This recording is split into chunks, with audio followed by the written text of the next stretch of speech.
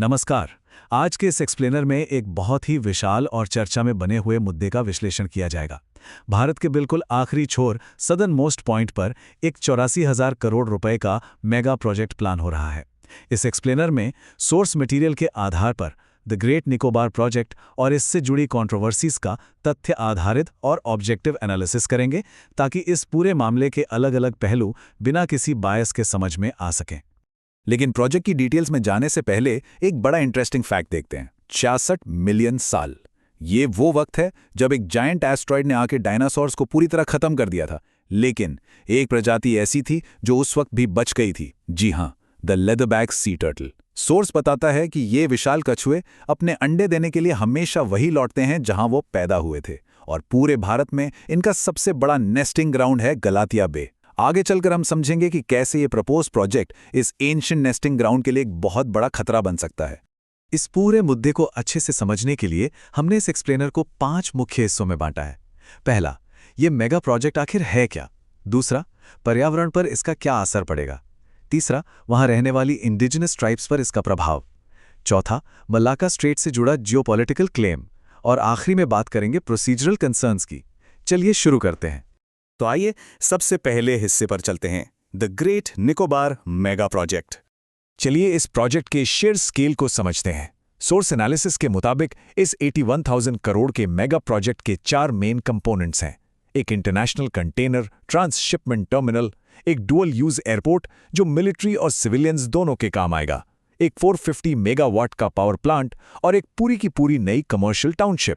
अब सोचिए, इस प्रोजेक्ट का आकार इतना बड़ा है कि उस शांत आइलैंड पर करीब 3.5 लाख से लेकर 6.5 लाख नए लोगों को बसाने की योजना है। ये इस छोटे से क्षेत्र के लिए आबादी का एक बहुत ही भारी इन्फ्लक्स होने वाला है।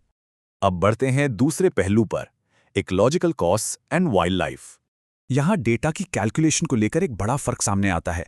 सरकारी आंकड़ों के मुताबिक इस प्रोजेक्ट के लिए बस 1.82% फॉरेस्ट एरिया काटा जाएगा। सुनने में ये काफी कम लगता है, राइट? लेकिन सोर्स क्लियर करता है कि ये परसेंटेज पूरे अंडमान एंड निकोबार आइलैंड्स के टोटल एरिया को मिलाकर कैलकुलेट किया गया है। वहीं इंडिपेंडेंट एनालिसिस के हिसाब से अगर हम सिर्फ ग्रेट निकोबार आइलैंड की बात करें, जहां ये एक्चुअल कटाई होनी है, तो ये फिगर अचानक बढ़कर 15% हो जाता है।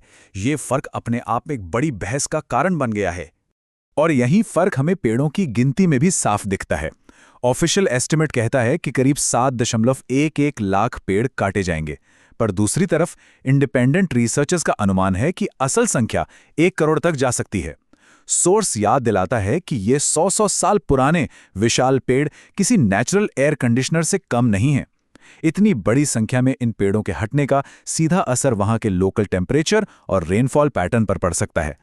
अब जहां जंगल है वहां वाइल्ड लाइफ भी है। ग्रेट निकोबार एक यूनेस्को बायोस्फीयर रिजर्व है, जो लेदरबैक सी टर्टल्स, जिनकी हमने शुरुआत में बात की, उनके अलावा यहां Nicobar long tailed macaque, Nicobar megapode और निकोबार ट्री श्रू जैसे दुर्लभ जीव पाए जाते हैं।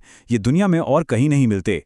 इसके साथ ही करीब 16,150 कोरल कॉलोनीज भी इस प्रोजेक्ट जोन में आती हैं। सरकारी पक्ष का कहना है कि वो इन कोरल्स को सेफली रिलोकेट कर देंगे, लेकिन सोर्स के हवाले से साइंटिस्ट आगाह करते हैं कि इतने बड़े स्केल पर कोरल्स को रिलोकेट करने की तकनीक अभी तक प्रैक्टिकली प्रूवन नहीं है। चलिए अब तीसरे और बेहद सेंसिटिव हिस्से की तरफ चलते हैं, इम्पैक्ट ऑन इंडिजिनस ट्राइब्स। 29, जी हां, सिर्फ 29। 2011 के सेंसस के मुताबिक वहां के जंगलों में रहने वाली शोम्पेन ट्राइब की आबादी बस इतनी ही थी। ये लोग बाहरी दुनिया से पूरी तरह कटे हैं। सोर्स हाईलाइट करता है कि इस एक्सट्रीम आइसोलेशन का मतलब है कि इनके अंदर आम बाहरी बीमारियों से लड़ने की इम्यूनिटी, यानी रोग प्रतिरोधक क्षमता, ना के बराबर होती है।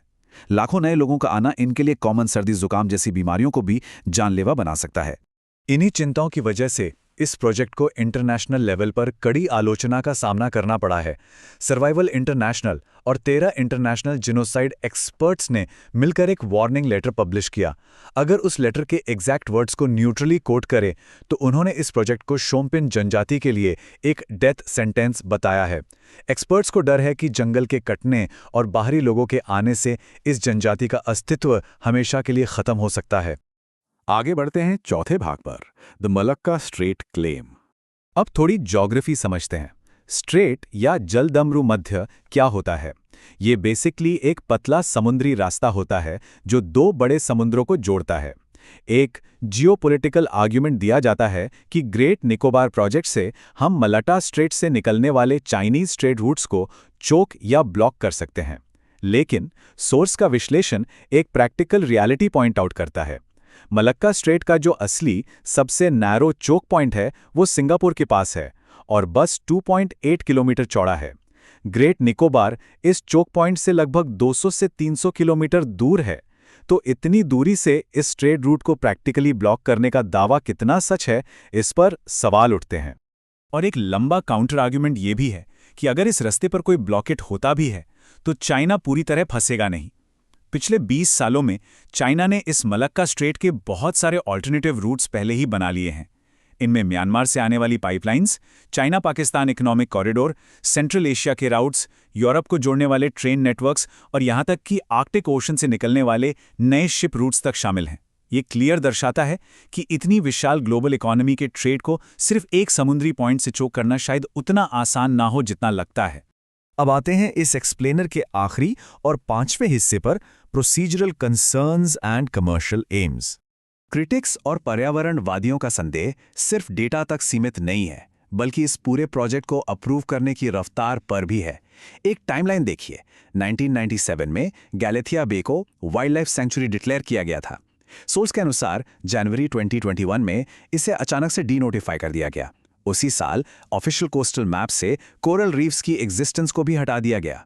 और सबसे हैरान करने वाली बात जो क्रिटिक्स पॉइंट आउट करते हैं वो ये है कि इतने विशाल प्रोजेक्ट का जमीनी एनवायरमेंटल इंपैक्ट असेसमेंट सिर्फ 6 से 7 दिन के अंदर पूरा कर लिया गया।